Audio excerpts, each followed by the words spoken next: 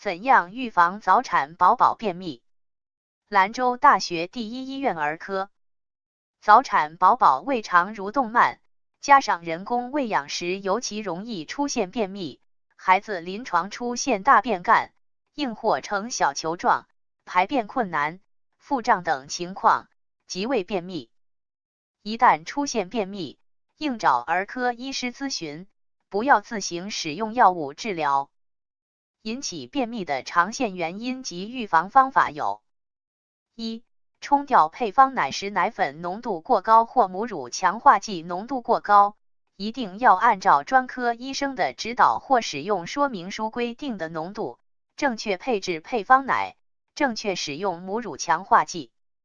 二、需要较长时间强化喂养，可在医师指导下短期适量使用益生元或益生菌以软化大便。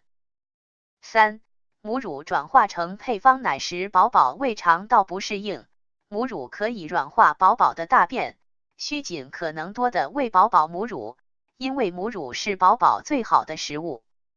四、过早添加谷类，添加谷类食物不要早于矫正年龄4至6个月。五、无原因，可能肠蠕动不好，温水浴，做腹部按摩，握住宝宝双腿做蹬踏动作，以刺激肠蠕动。如果上述办法都采取了，宝宝仍然便秘，怎么办？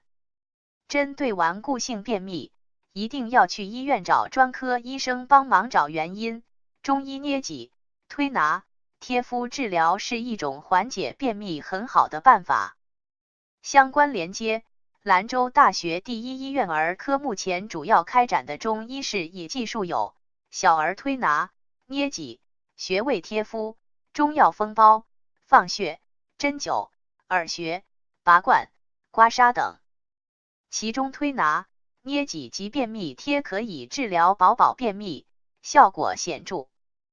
副主任医师，甘肃省技术标兵，2003年毕业于兰州医学院，同年7月留校进入兰大医院儿科 PICU 工作至今，熟练掌握小儿肠腺病、多发病的诊治，尤其擅长危重患儿的救治。